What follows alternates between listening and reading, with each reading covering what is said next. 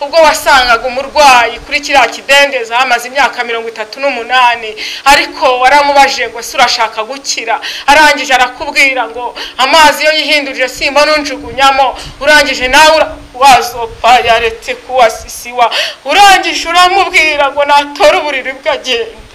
Haleluya. Yesu iyo wahageze byose biremera. Uri Imana ikora imirimo n'ibitangaza, uri Imana ikora mu gihe abana b'abantu bavuga ngo ntibigishobotse, wowe iryo jambo ntabwo rigukanga. Na nyuma ya zero urakora. Rengera ubwoko bwawe Mana. Ku bantu benshi bafite ibibazo bitandukanye, hari ababuze urubyaro, bantu bahura urubyaro, hari abafite uburwayi budakira, Mana uri Imana ikiza uburwayi, hari ababuze uko bigenza, uri Imana itanga igisubizo, hari abamaze igihe bizenguruka batabona icyo bafata, uri Imana nyamana, Mana babera inkingi ya mwamba. Oh, haleluya. Dukomereza amaboko.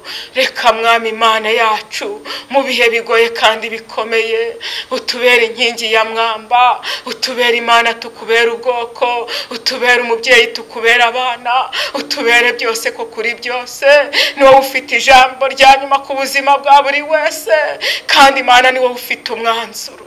Iyo uvuze Mana amajwi yose araceceka, kuko uturisha umuraba nawe ugatuza, umuraba urakumvira. Mana yacu turi mu biganza byawe, reka amaraso ya Kristo akora imirimo mu gihe gisa n'iki. Rengera ababyeyi, rengera abasore, rengera urubyiruko.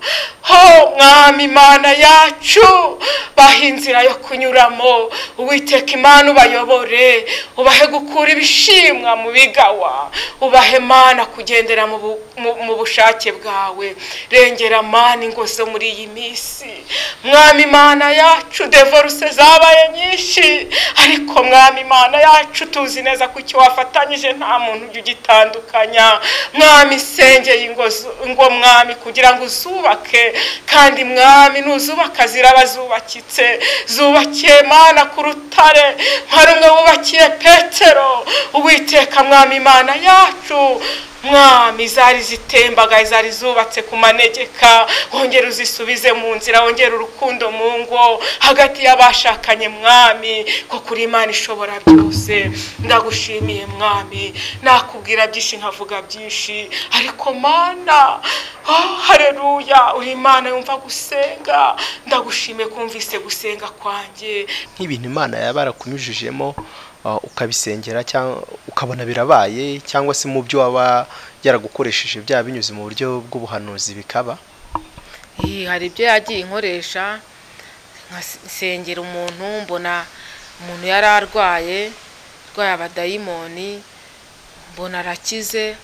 Hari ibyo Imana yagiye inyuzamo nko mu magurupe y'abantu twagenda dusengana, nkabona birabaye, nkabona rwose icyo ngicyo nicyo kihamya kikwereka ko ari Imana ivugira muri wowe, ikorana nawe.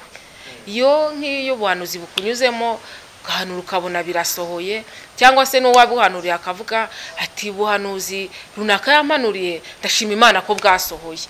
Icyo gihe ugira imbaraga zo kongera ibihe byo gusenga kugira ngo shitani atazakwambura akakunyaga. Igihe cyo kubana nawe byibura ntiwaba warigeze ugira igihe cyo kuba ubushishozi rero umuntu mugiye kubana? Igihe cyo kubana nawe ntago wapfa kumenya umwana w'umuntu. Umwana w'umuntu ni munini, kuko n'Imana yagiye muri Edeni isanga Adamu na Eva bakoze icyaha. Nkaho bakwihannye, Adamu abwira Imana ngo umugore wampaye niwe washutse. Imana yibaza ku muntu kandi ariyo yamuremye, nayo birayicanga.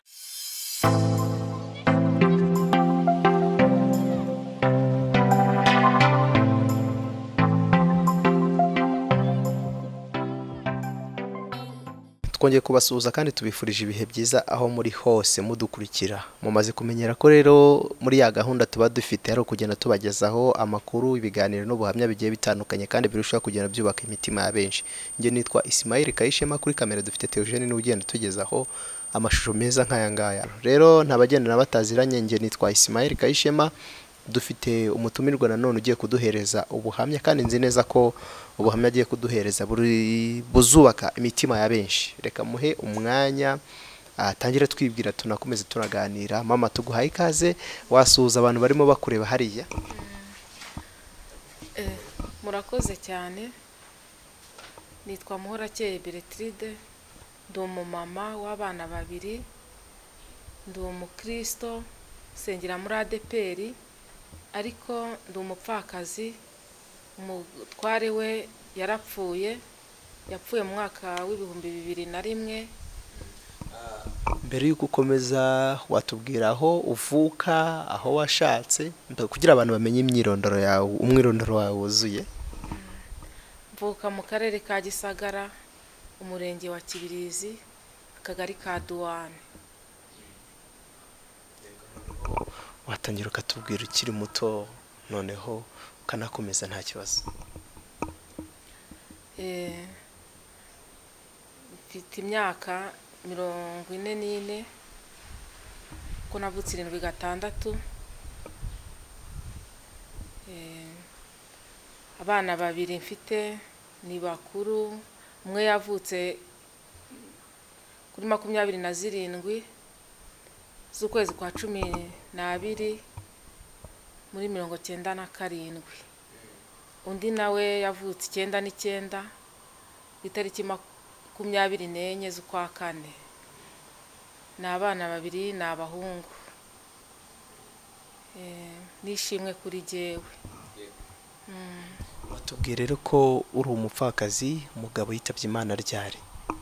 Umugabo yitabye Imana mu kwezi kwa 2 itariki 17 muri 2001. Mu by'ukuri rero, uretse bibiri tubwira abantu bagiye babapfakaza igihe kirekire bakaba babishobora, guhera 2001 kugera no munsi, ntekereza imyaka 19 irangiye. Uvuye mu bupfakazi bwawe, n'iki cyagukomeje na n'uyu munsi ukaba ukinambye ku Mana? Kuba nkinambye ku Mana ni iby'igiciro kuri jye, kuko numva muri jewe ntazigera niyandurisha ibyo kurya by'ibwami, cyangwa nkumbura ibitunguru byo mu Egiputa nk'igihe cy'Abisiraheli. Kugira ngo nkizwe, nagiye kumva numva ijwi rirambwiye ngo nintakizwa ngo nanjye nzapfa. Iryo jwi ryaje nk'inshuro zigera nko muri 4, kuko ryarazaga nkabyuka, nabaga ndyamye hagati y'abana banjye, nkicara nkabaza abo turi kumwe, se hari umuntu mvugishije? Batireka rimwe na rimwe nkasanga baranasinziriye. Iyo iryo jwi ryamaraga kuza, nahitaga njya mwiyerekwa, nkahita mbona ndi mu rusengero, nkabona amakorari araririmba, nkabona ndi mu nzu y'Imana. Ubwo rero naje gufata Bibiliya. Sinari umukristo, sinari nzi gusenga, ngenda mbaririza niri mu ndangire kuri ADPR. Nagiye njya mu nzu y'Imana. Igihe cyo gusengera abihana igihe cyari cyantindiye, kuko numvaga mfite umwuka w'Imana unyotsa, nkumva sinzi ukuntu nabaye muri jye. Ubwo amateraniro arangiye, pasiteri yaratangaje ati abantu bihana baze tubasengere. Nabaye uwa mbere, ndagenda ndapfukama baransengera. Numva Yesu yinjiye muri jye, kandi numva ntago nzamurekura. Numva mfite inzara n'inyota, kuko nari nararushye cyane.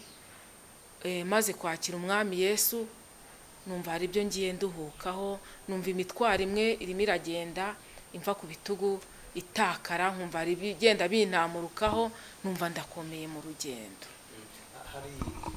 Hari uwakubaza ngo wihaniye iki icyo gihe, ko wari ufite umugabo, wumvaga ari ibiki wakoraga byari kukubuza ijuru mu gihe cyo kuritaha kibayeho? Ikintu cyari kumbuza ijuru nuko nakundaga kwiheba cyane no kwiganyira, bitewe n'ubuzima nanyuzemo, nkitekerezaho cyane, kubera ko mu gihe cyo gushaka na n'umutware twashakanye ari kumwe, umuntu akurangira, ntabwo nigeze ninjira mu rukundo. Ubwo akurangiye gute? Mu rugo haje umuntu aravuga ati hari umusore wambajije, umukobwa wo mu cyaro witonda, nuko ntago nari impari ntashye mama arangezaho icyo gitekerezo, nanjye nyine ndacyumva ndavuga nta kibazo, uzamubwira azamuzane, aramuzana. Gihe nabaga mu cyaro nyine ndi umwana umukobwa wo mu cyaro wabyirukiye mu cyaro nkurira mu cyaro. Icyo gihe nari ndi muri za 19. Ubwo ngubwo rero yaraje arandeba n'undi musore bazanye, umusore bazanye aramubwira ati umukobwa arakabije kuba umwana, aragenda hashira igihe kinini, imyaka 2 tuza kongera gukubitana, naranamwibagiwe, ariko ambonye aramenya, asetse mbona niwe ko yari afite mu kanwa hirabura, nanjye mpita mumenye rero ahita ambwira ati ubu ngubu rero ati se ko mbona wahindutse. Icyo gihe nari narabonye akazi, mfite akazi muri resitora ya kaminuza. Akazi nagatangiye 9/6 tubonana 9/7 ukwezi kwa 2. Nuko arambwira ati ko wahindutse, ko mbona wakuze. Nyine nuko byagenze. Ahita ambwira ati ese ko numva ashaka kuzaza kugusura. Ndamubwira ese ko hashize igihe nturashaka. Ati ntabwo ndashaka. Agaruka mu rugo baravuga bati ese ko utashatse. Nuko aravuga ati buyenda ati n'uyu nguyu Imana yari yarangeneye, bya bindi byuko nyine cyuzaba cyo ntaho kijya kigutegereza. Buro dutangira nyine gahunda zo kubana, nuko tubana rero bitemewe n'amategeko. Ariko mu kubana kwanjye nawe ntabwo yigeze ambwira iwabo, ntiyigeze anahanye. Iwabo nari impazi ko ari mu Mutara, ariko ntabwo yari yarigeze ahanyereka. Nizo mbogamizi nahuye nazo cyane. Kuva icyo gihe mubanye kugera uno munsi ntabwo urageraho umugabo wavuka? Iwabo narahageze, ariko nahageze yarapfuye, kuko mu kurwara ko yararwaye bimbera ibibazo cyane bikomeye. Ntago nari nzi bene wabo ngo mbe nababwira. Reka data mu kurwara kwe nafashwaga n'inshuti n'abavandimwe. Yaje rero gupfa nabwo apfuye, noneho ndeba kwiranga muntu ye, mpita mbona ababyeyi be amazina yabo, nuko dutanga itangazo, nabo yagendaga avuga nabo tubashyiraho, turamushyingura, abantu baramfasha. Nuko arashyingurwa. Ubwo ngubwo haciyemo umunsi umwe twaraye tumushyinguye, agiye kumbona mbona bene wabo baraje, mbona ni abantu bifashije. Ntangira kugira icyizere, ndavuga ni ubwo mbona ari abantu bifashije yenda bazanafasha kurera abana. Ariko natunguwe nuko nta kintu bigeze bamfasha. Ubwo twakuye ikiriyo bahari, noneho mu kurangiza gukura ikiriyo baravuga bati rero biragaragara ko umuhungu wacu agusigiye abana 2, ariko abana bagomba kumenya iwabo, ugomba kuza tukakujyana ukamenya iwabo w'abana. Ubwo ngubwo ndabyemera, ariko mu minsi nahamaze nari ndimo ngenda ndeba n'imico yaho. Databukwe rero ntangira kubona mbona arashaka kuzanamo ibindi bintu. Nzakubakira rwose kandi ntabwo uzaba wenyine, nzakuba hafi. Mbona hajemo ibindi bintu, ndangije nahavuye atarubaka iyo nzu yanteganyirizaga. Nari mfite akazi muri resitora muri kaminuza, ndavuga nti ntacyo nzagenda ndera abana. Naragiye nicara mu rugo, nkomeza kujya mu kazi, ariko bya bindi Bibiliya ivuga ngo imfatiro zisenyutse ngo umukiranutsi yakora iki? Yasenga. Ako kazi nako nari niringiye, bahise baduha impapuro z'imperekeza, baradusezerera. Mbura umugabo, mbura akazi, sigaranye abana bato, nanjye ndi umwana, nanjye nta bitekerezo bifatika nari mfite. Nabonaga noneho birancanga, kazi kari kabuze n'umugabo abuze. Ndangije ubwo nkajya noneho ngenda muri kaminuza nkamesera abanyeshuri narabameseye guhera muri bibiri na rimwe, mwaka wenda gushira 2001 kugeza muri 2005 nameseraga abanyeshuri muri kaminuza. Noneho rero ndabamesera mbagiraho umugisha, Imana ibana nanjye, nkabona igikoma cy'abana, nkabona ibyo kurya by'abana, abana barakura ariko nkajya nkomeza nkabajyana iwabo. Mu gihe kimwe rero naje kubajyana, abana babona barakuze, noneho barambwira bati ariko rero abana turabona bamaze gukura, warihanganye, nta mumama umeze nkawe rwose mu Rwanda ni bakeya bakwinangira abana babi bakabanamba. Ariko rero ati twebwe tuva Uganda, ati twafashe amasambu, ati dufata amasambu, ati umugabo wawe we nta sambu yafashe yagiye mu mujyi. Biranyobera. Noneho rero ariko mbyana umwana wa kabiri, hari ukuntu yagiye iwabo ajya kugurisha inka, arambwira ati mama arambwiye ngo sinzongere gusubira kugurisha inka, nindeke inka kuko ndimo ndabyara, izo nka zazagira abana akamaro. Iryo jambo yararimbwiye, ariko nizo nka narahagiye ntazo bigeze banyereka. Urumva n'umugabo nabyo yari yaranyeretse, nabo nabyo bigeze banyereka. Hari uwakwibaza ngo umugabo wawe yapfuye mumaranye igihe kingana iki se, yarwaye igihe kingana iki? Ni yapfuye twari tumaranye imyaka 4. Wamurwaje igihe kingana gute? Namurwaje igihe cy'umwaka. Yararwaraga koroherwa kongera akarwara. Ushobora kuba ari amarozi kuko nta kintu abaganga bigeze bantangariza kuri ibyo. Nawe yabaga Huye? Twarabanaga i Huye. Twarakodeshaga, nta nzu twari dufite. Ubwo urumva nyine yamaze gupfa subira iwacu. Nabonye mu Mutara ntahaba nyine, mpita subira iwacu, niho nagiye nabaye n'abana. Ariko iwacu naho mpageze byabaye intambara zikomeye, uko abana nabo bagenda bakura, umubyeyi ari we mama wanjye nawe akarushaho kugira indi myifatire, kambwira ngo njyana abana iwabo. Noneho abana nabo umwe yaje kuncika kubera ubuzima bw'urutoto yahoragamo, arancika ajya hano Nyabugogo kwa Mutangana, ajya kuba mayibobo.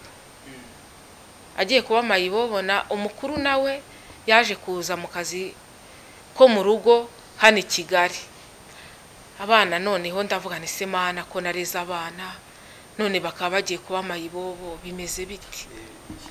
Ese abana bagucika bari waratangiye gukizwa? Kuko ntabwo turagera aho wakijijwe, wegeze wavugaho gato, twari tunageze naho tubwira ko wageze mu rugo wabo aho se w'abana avuka, uri kuvuga ku bintu by'inka, bo byarangiye gute? None dukomereze n'ukuntu waje gukizwa. Ku bintu by'inka nta kintu nigeze menya.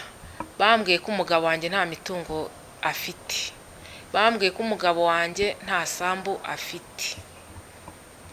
Ari nabyo byagiye bitera abana banjye toroma yo gushaka kwiyanga, bagashaka no kuba bajya no mu biyobyabwenge.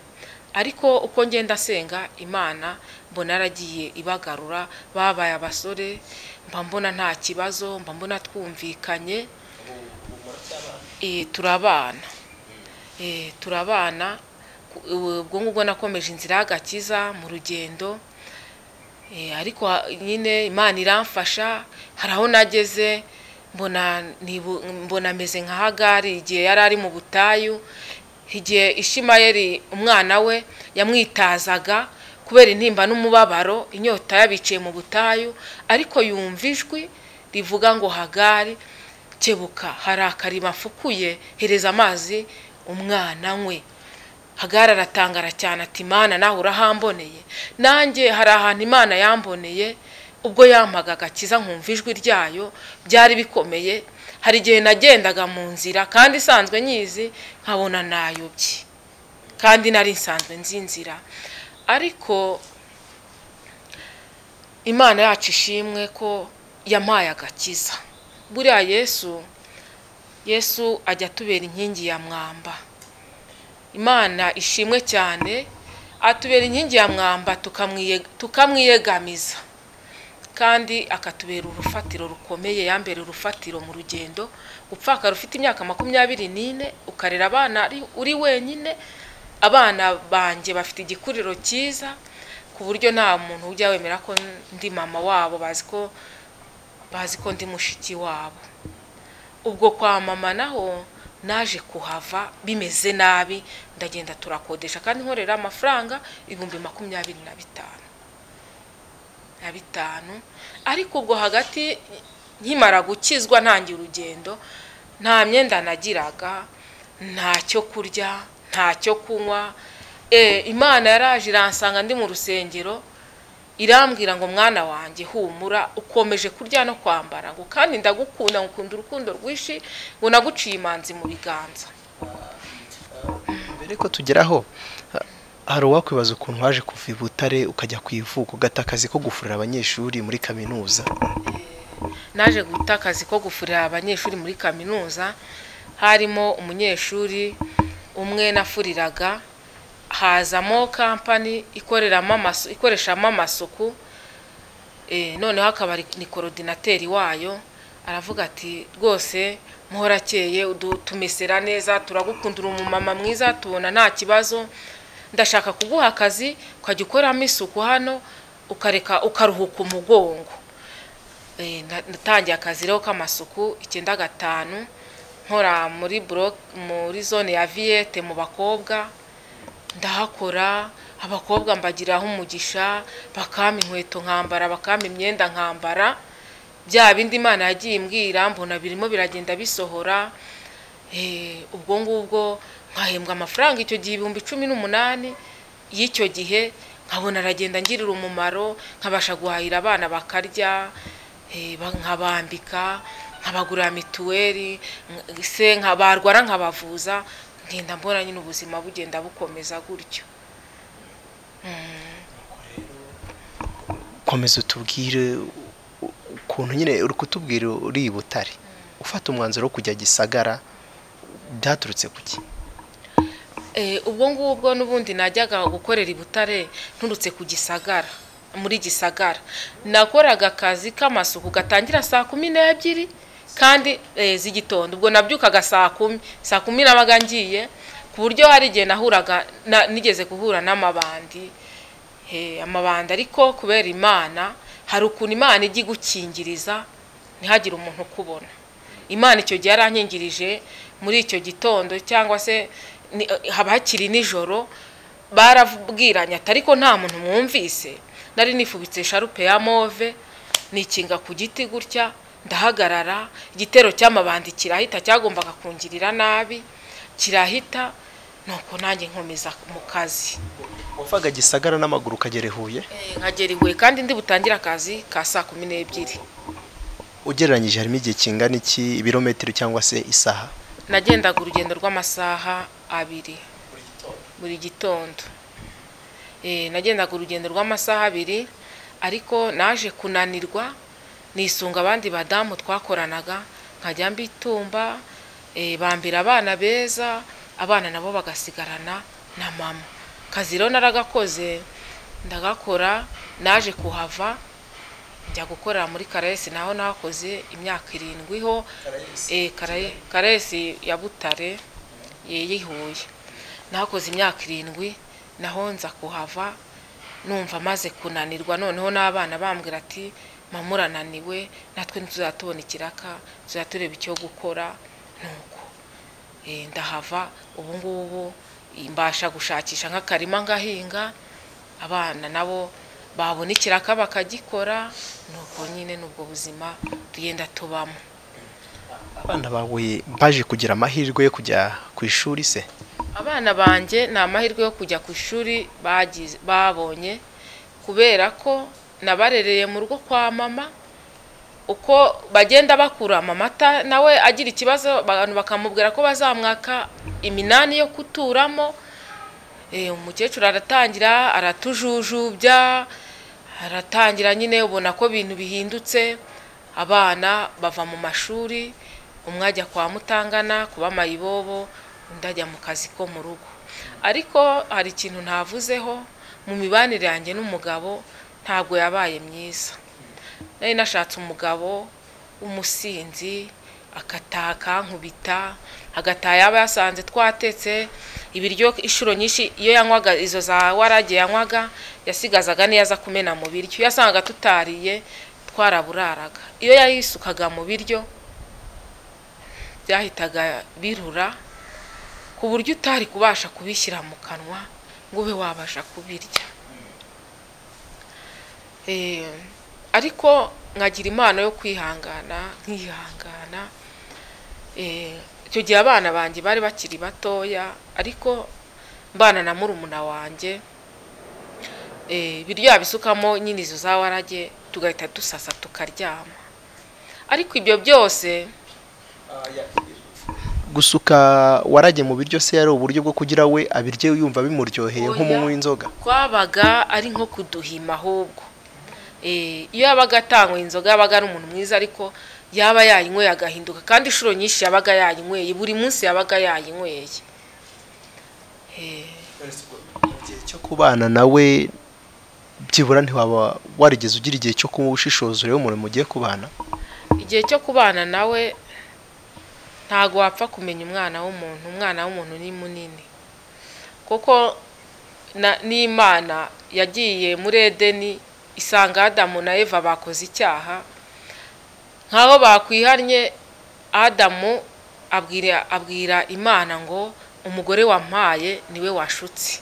Imana yibaza ku muntu kandi ariyo yamuremye, nayo birayicanga. Umwana w'umuntu ni munini, umwana w'umuntu ni mugari.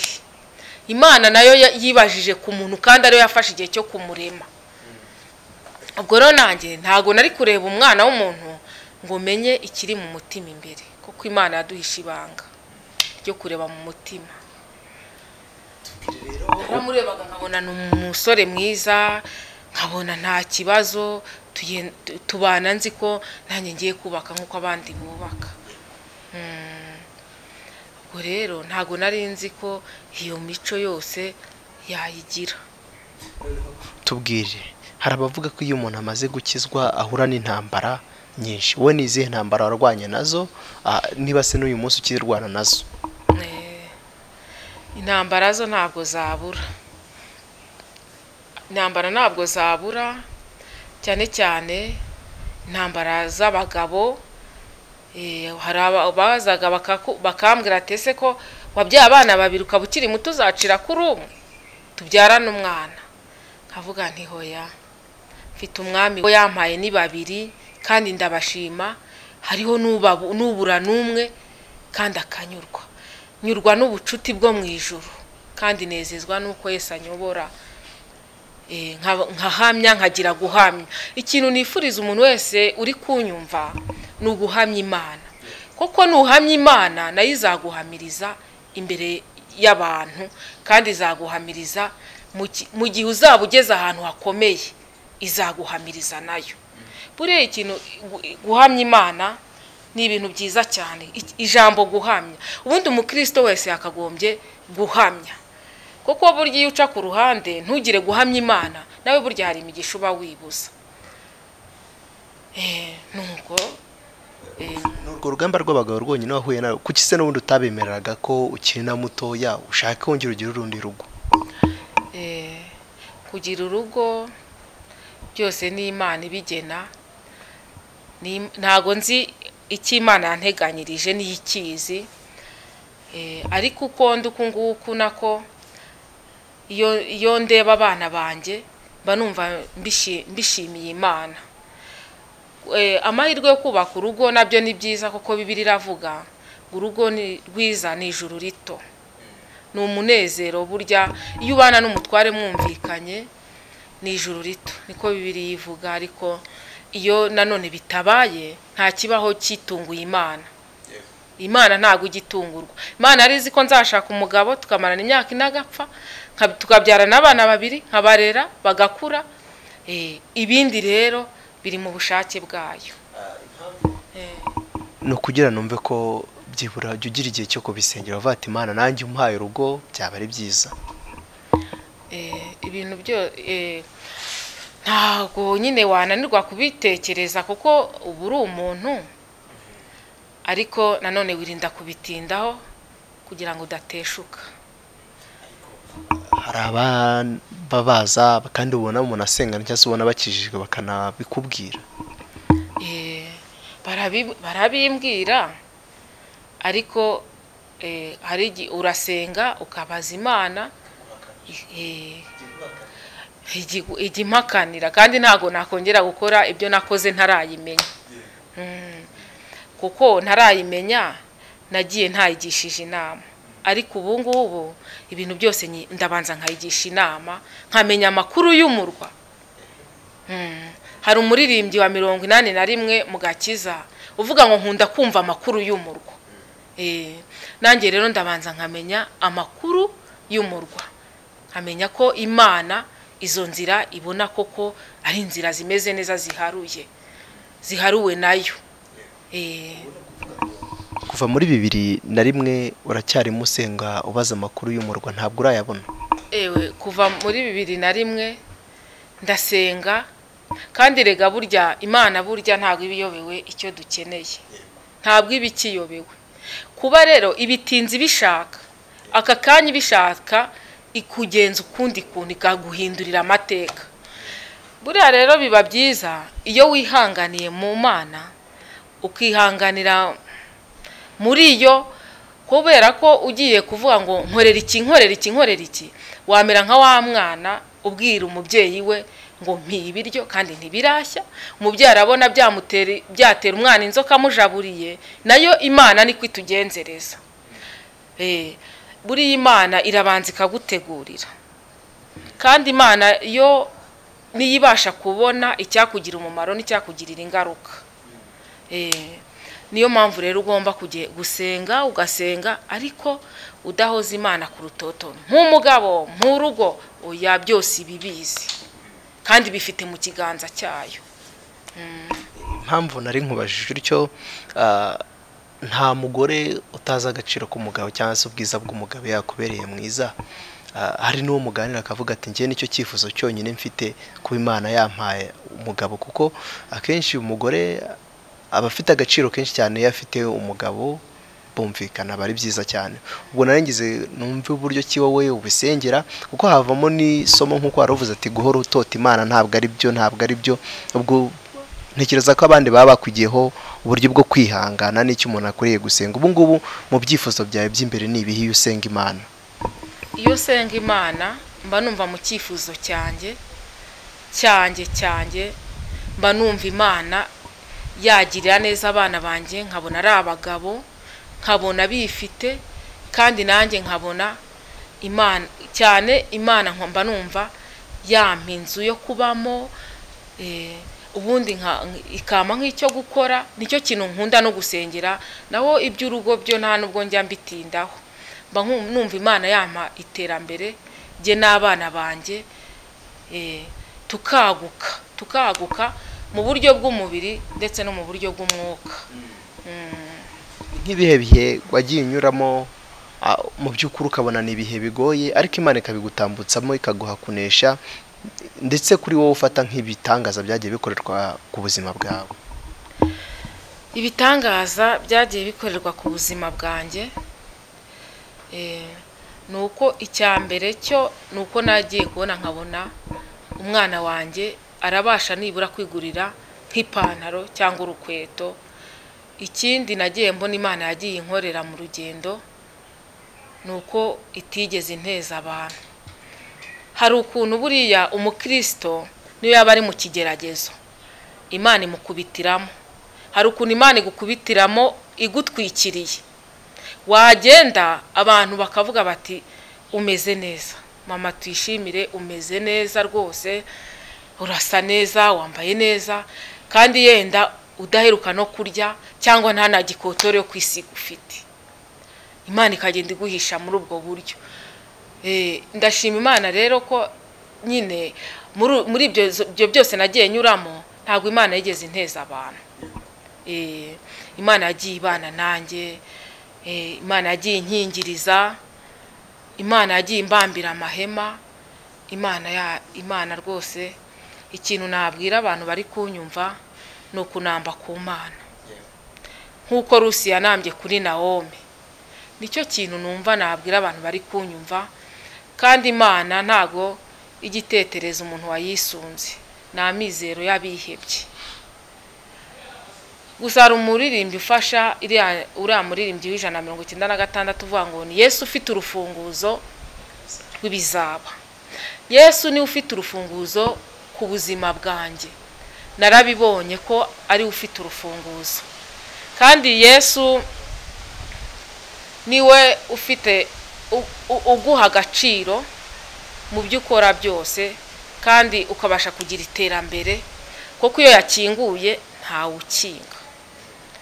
Iyo yakinguye ntawe ukinga, niyo yakinze nta muntu wabasha gukingura. Haba ari kuri diplome, niwe ufite urufunguzo rwa diplome kugira ngo ube wabona akazi cyangwa ubona agaciro k'ibyo wigiye. Nanjye rero nabonye Yesu ari we wagiye akingura aho ntakabashe gukandagira. No kuba narabashije kumesera aba banyeshuri nabyo mba numva ari ishimwe rikomeye, kubera ko naramesaga nkabona icyo abana barya kandi ntitugire ikibazo. Anumva mbishimiye Imana. Reka noneho tukubaze kubijyanye no muhamagara wawe. Mu by'ukuri umaze kugera mu rusengero, Imana yaguhaye izihe mpano, uzikoresha ute? Umubano wawe n'uburyo ugenda ukorera Imana mu murimo wayo bihagaze bite? Maze gukizwa nahise ninjira mu kinyamasengesho, mba umunyamasengesho. Nyuma nko mu myaka nk'irindwi Imana yampaye imbaraga, ngira imbaraga zo gusengera abantu, nkasengera abantu bafite imyuka mibi. Imana imbatiza mu mwuka wera, Imana impano y'ubuhanuzi, kandi mba numva nkibungabunze amavuta yanjye, mba numva nkibungabunze ibyo Imana yashyizemo mu rugendo. Mu gusenga nibyo byagiye bimfasha, kuko nge nta kintu nakwishoboza, ndi umwana w'umuntu, nambaye inyama n'amaraso, ndi umunyantege nkeya, ariko intwaro yo gusenga niyo yagiye ifasha. Njya mfata igihe nkasenga, nkafata igihe cyo kuba imbere y'Imana. Iyo shobojwe ndiyiriza, nkiriza ubusa nkasenga Imana, cyangwa se nkasenga nari uko umwuka w'Imana anyoboye, ariko nkabona ubwiza bw'Imana no kugira neza kwayo. Nk'ibintu Imana yabarakunyujijemo ukabisengera cyangwa ukabona birabaye, cyangwa se mu byo waba yaragukoresheje bya binyuze mu buryo bw'ubuhanuzi bikaba? Hari ibyo yagiye inkoresha, nkasengera umuntu, mbona umuntu yari arwaye abadayimoni, mbona arakize. Hari ibyo Imana yagiye inyuzamo nko mu magurupe y'abantu twagenda dusengana, nkabona birabaye, nkabona rwose icyo ngicyo nicyo kihamya kikwereka ko ari Imana ivugira muri wowe, ikorana nawe. Iyo nk'iyo ubuhanuzi bukunyuzemo ugahanura ukabona birasohoye, cyangwa se n'uwabuhanuriye akavuga ati ubuhanuzi runaka yampanuriye, ndashima Imana ko bwasohoye. Icyo gihe ugira imbaraga zo kongera ibihe byo gusenga kugira ngo shitani atazakwambura akakunyaga. Kuko buriya iyo ufite impano, igihe cyose bishaka guhora uri maso, uri imbere y'Imana, kuko umwanzi nawe ntago aba kuri. Muri no minsi turimo, hari ikintu Imana yaraba yaraguhayeho nk'ubutumwa muri bino bihe turimo kugira ngo bigeze mu bantu? Muri bino bihe turimo bya corona, ikintu Imana yansanze ikanyereka se cyangwa ikambwira ni icyuko umuntu wese yakagombye kwegera Imana cyane. Yakagombye kwegera Imana cyane, kuko abantu benshi bibwiye ko ngo insengero zafunzwe, ariko buriya insengero ntago zafunzwe zo mu mutima, kubera ko hari abantu benshi bagiye basubira inyuma, ariko Imana yo bino byaje ari nk'ishuri kuri buri muntu wese kugira ngo abashe kwitekerezaho agirana ubumwe n'Imana, yongera ibihe byo kubana n'Imana kugira ngo agira hava naho imusunike. Hari abantu badukurikiye, wowe numvishe umaze igihe kirekire cyane uri umupfakazi, hari abandi badukurikiye hari abapfakazi yenda apfakaye umwaka umwe haciyemo ukwezi kumwe se kwihangana byamunaniye, hari n'abandi badukurikiye nabo bashobora kuzaba apfakazi nubwo tutabibifuriza, ariko ni kwisi iteye. Mu by'ukuri gira inama ubahereza, niwamara kubahereza inama dufate umwanya kugira ngo usengere abantu.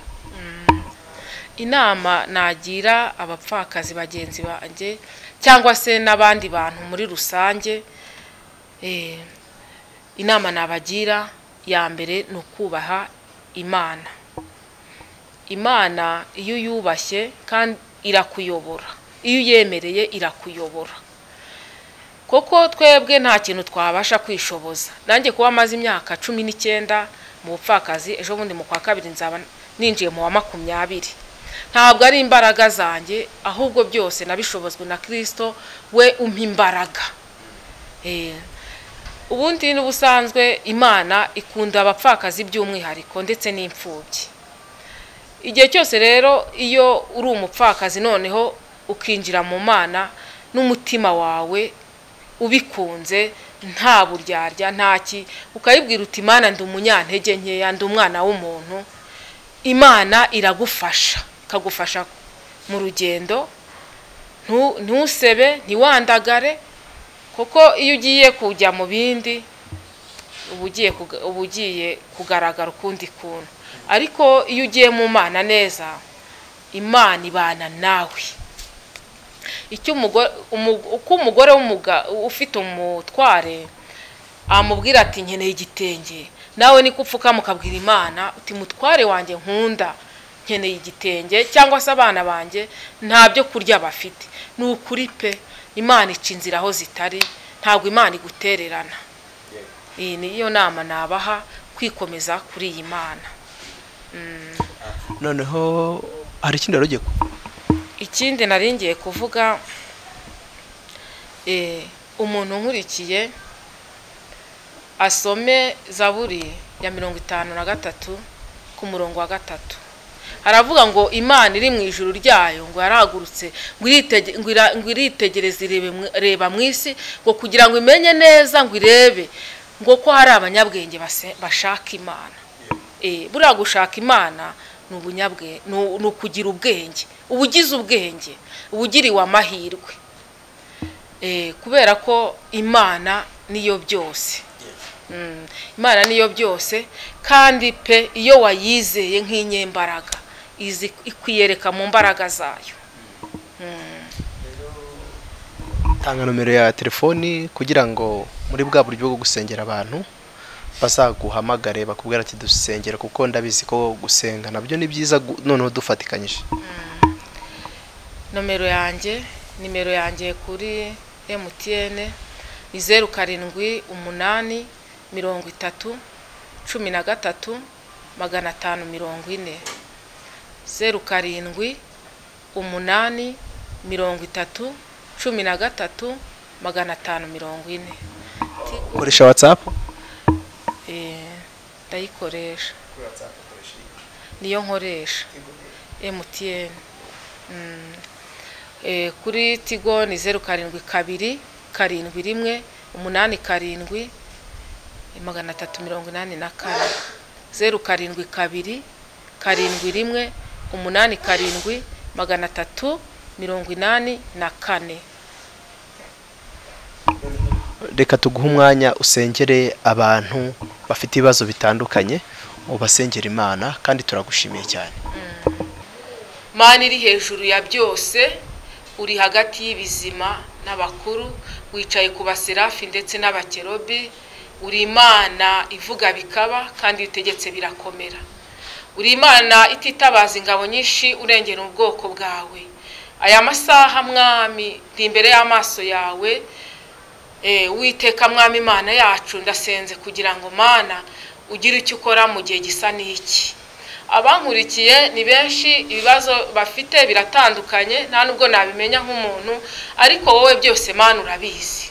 Uri agakinga k'amakuba, uri amizero y'abihebye, uri Imana igamburuza imigambi, uri Imana ikura hasi kazamura, uri Imana igenza uko ishaka kandi nta ukuvuguruza mu bumana bwawe. Uwiteka, ndagushimiye ko abanye nanjye ahangaha, kandi Mwami Imana nkweretse abankurikiye bose kugira ngo Mana ubagirire neza. Uri igisubizo cy'ibibazo byawe nyaguhora ku ngoma, kandi aka kanya Mana mbashyize mu ngo by'amasengesho, batere bashyira mu biganza byawe bikomeye bikiza kugira ngo babone ukuboko kwawe. Rema amashimwe Mana yabeshi mu mitima, koko uri Imana yomora inguma ku batagira shinge na rugero. Haleluya. Yesu, hari heshi wagiye ukora imirimo n'ibitangaza, ubwo wasangaga umurwayi kuri kiriya kidengeza hamaze imyaka 38, ariko waramubaje ngo urashaka gukira, arangije arakubwira ngo amazi yo yihindurije simba nunjugunyamo, urangije nawe wazopfa yaretse kuwasisiwa, urangije uramubwira ngo natora uburiri bw'agende. Haleluya. Yesu, iyo wahageze byose biremera. Uri Imana ikora imirimo n'ibitangaza, uri Imana ikora mu gihe abana b'abantu bavuga ngo ntibigishobotse, wowe iryo jambo ntabwo rigukanga, na nyuma ya zero urakora.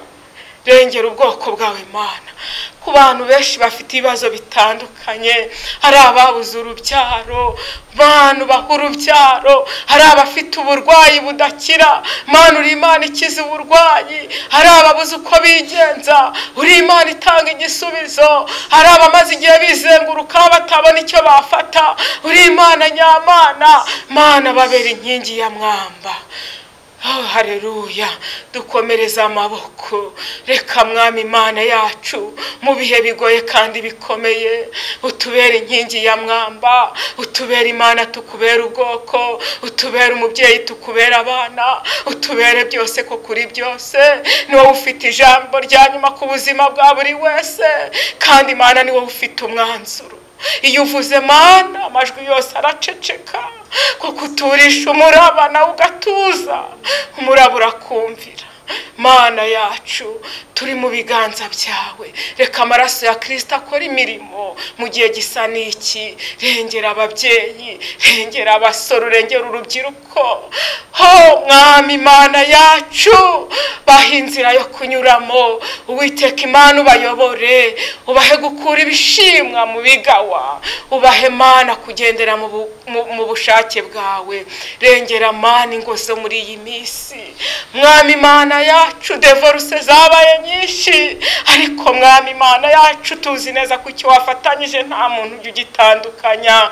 Mwami sengeye ingo Mwami kugira ngo uzubake, kandi Mwami nuzubaka ziraba zubakitse, zubakiye Mana ku rutare nka rumwe wubakiye Petero. Uwiteka Mwami Imana yacu, Mwami zari zitembaga, zari zubatse ku manegeka, wongera uzisubize mu nzira, wongera urukundo mu ngo hagati y'abashakanye Mwami, ko kuri Imana ishobora byose. Ndagushimiye Mwami, nakubwira byinshi nkavuga byinshi, ariko Mana, oh haleluya, uri Imana yumva gusenga. Ndagushimiye kumvise gusenga kwanjye, kandi hari icyo ukoze muri aka kanya.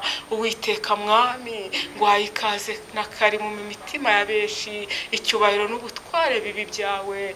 Amen. Haleluya. Yesu Kristo.